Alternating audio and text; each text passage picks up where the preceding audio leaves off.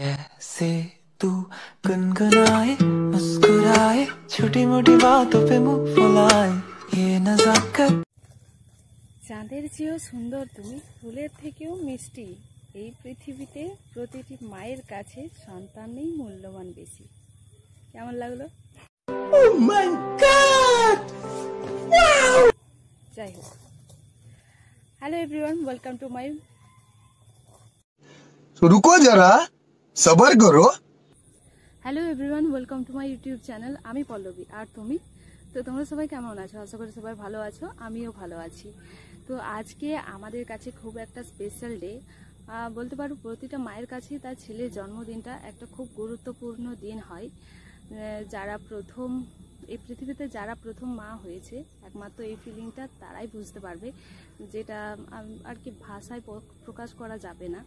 যে এটা একটা অন্তর থেকে একটা দারুণ ফিলিং হয় যখন প্রথম মা হয়, আর যখন প্রথম মা ডাক শোনা হয় ছেলের কাছ থেকে বা মেয়ের কাছ থেকে। তো যাই হোক, ছেলে মেয়ে দুটোই সমান প্রতিটা মায়ের কাছেই।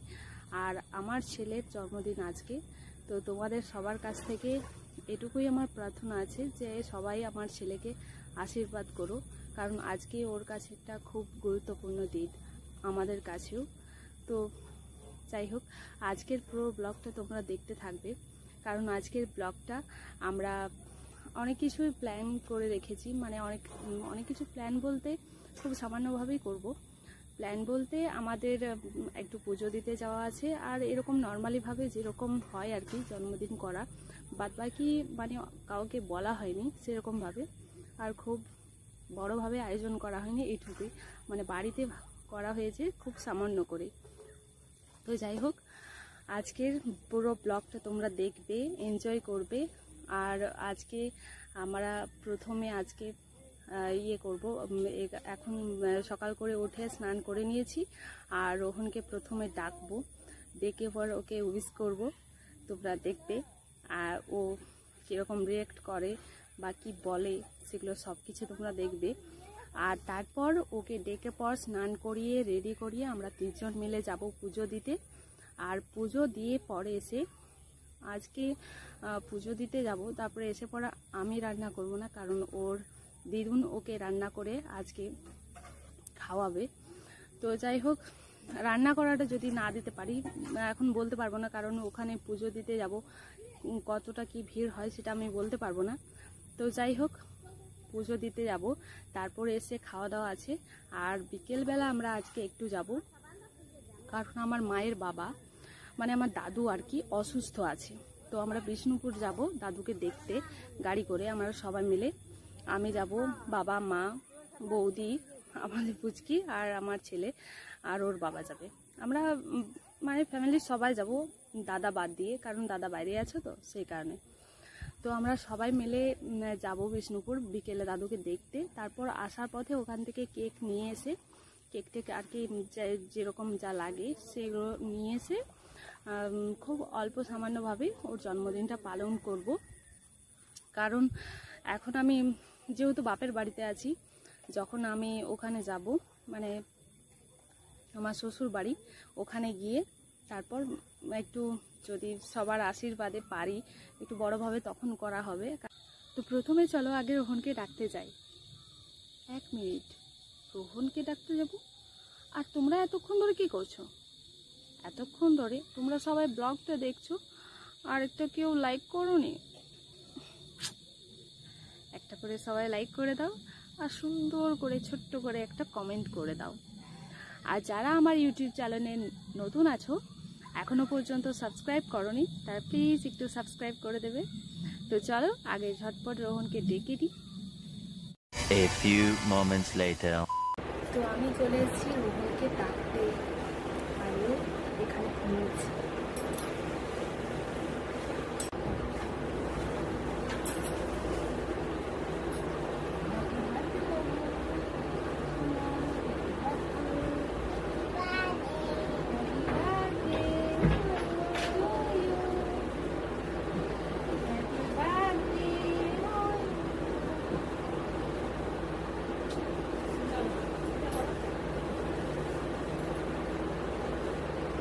বার্থডে বলে দাও।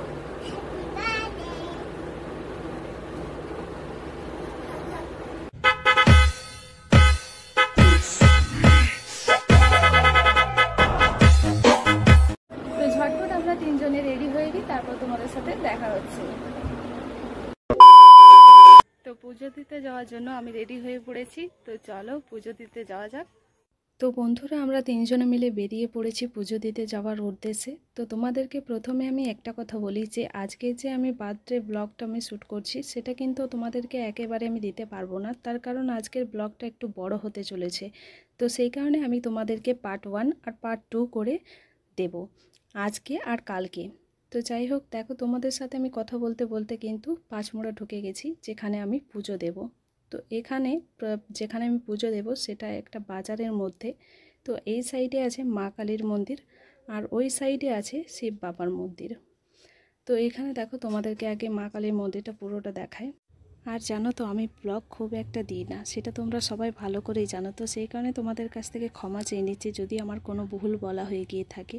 আর তোমাদেরকে মায়ের দর্শন করাতে পেরে আমারও খুব ভালো লাগছে। আর আজকে যেমন আমি রোহনের জন্য পুজো দিতে এসেছি, সেরকম আমি ভগবানের কাছে চাইছি যে তোমরাও সবাই ভালো থেকো, সুস্থ থেকো, স্বাভাবিক থেকো। আমার রোহনের জন্য তোমরা আশীর্বাদ করো। সে তো ছিলাম বাবার মন্দিরে পুজো দেবো বলে, কিন্তু গিয়ে দেখলাম ওখানে বন্ধ আছে। তো সেই কারণে কি করলাম, সামনে এই মা কালীর মন্দির আছে, এই যে মায়ের মন্দির, সেই কারণে এখানেই পুজোটা দেবো। কারণ কোন মন্দিরে দিচ্ছি সেটা তো বড় কথা নয়, ভগবানের কাছে পুজো দেওয়াটাই আজকের দিনে আমার সব থেকে বেশি গুরুত্বপূর্ণ বলে মনে হয়েছে। তো যাই হোক, সেই কারণে আজকে মায়ের মন্দিরেই পুজো দেব। আগের বছর দিয়েছিলাম বাবার মন্দিরে, তো এই বছর বাবার মন্দির বন্ধ আছে দেখছি। যাই হোক, মনে হয় পুজো দেওয়া হয়ে গেছে আমরা আসার আগে, কারণ আমাদের আজকে আসতে লেট হয়ে গেছে। কারণ সকালে স্নান টান করে রেডি হয়ে বাড়িতে পুজো দিয়ে তারপর আমরা বেরিয়েছি। তো এখানে দেখো মায়ের মন্দিরে আমি দাঁড়িয়ে আছি, কারণ পুরোহিত এখনো আসেনি। পুরোহিত আসতে প্রায় 10টা বাজবে, তো একটু আমরা অপেক্ষা করব। A few moments later. আমি কিন্তু সব কিছু রেডি করেই নিয়ে এসেছিলাম। তাহলে ফলগুলো কাদের কেটে দিচ্ছি, ফলগুলো মন্দিরের জন্য। ওরা বলছে নাকি সব কিছু রেডি না হলে পুরোহিত আসবে না। তো সেই কারণে আমি বললাম আমি বসে আছি, তাও আমি কেটে দিচ্ছি, যেহেতু আমাদের তাড়াতাড়ি বাড়ি যাওয়াটা খুব দরকার। তো সেখানে দেখো আমি ওর বাবার সাথে কথা বলছিলাম যে দেখো যদি আমরা একটু তাড়াতাড়ি বাড়ি ফিরতে পারতাম তাহলে খুব ভালো হতো। তাহলে ফোনটা ধরে আছে আমাদের নতুন ক্যামেরাম্যান আমার রোহন। তো যাই হোক, আমরা এখন ফলগুলোকে তাড়াতাড়ি কেটে নেওয়া হলে বলছে, তো ওই যে একজন এসেছিল সে বললো নাকি তাড়াতাড়ি পুরোহিত চলে আসবে। তো দেখা যাক।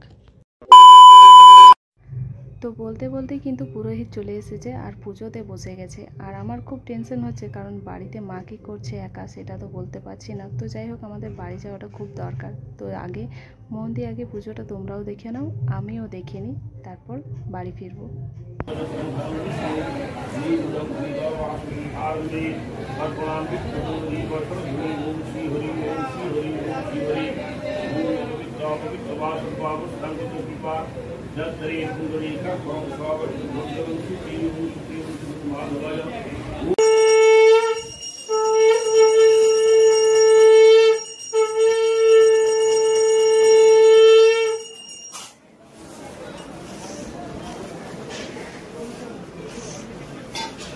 পুজো দিয়ে পর আমরা তিনজনে আবার একসাথে বাড়ি ফিরছি। বাড়িতে গিয়ে দেখি মায়ের রান্না হয়ে গেল নাকি। তো যাই হোক, আগে বাড়িতে গিয়ে সবাইকে প্রসাদ দেব, তারপর একটু হাত মুখ ধোবো, তারপর তোমাদের সাথে আবার দেখা হবে। কি কি দুপুরের মেনু হয়েছে সব কিছুই জানাবো। তো চলো, আজকের মেনু: ভাত, স্যালাড, পটল ভাজা, আলু ভাজা, বেগুন ভাজা, মাছ ভাজা, পায়েস, পোস্ত, মাছের ঝোল।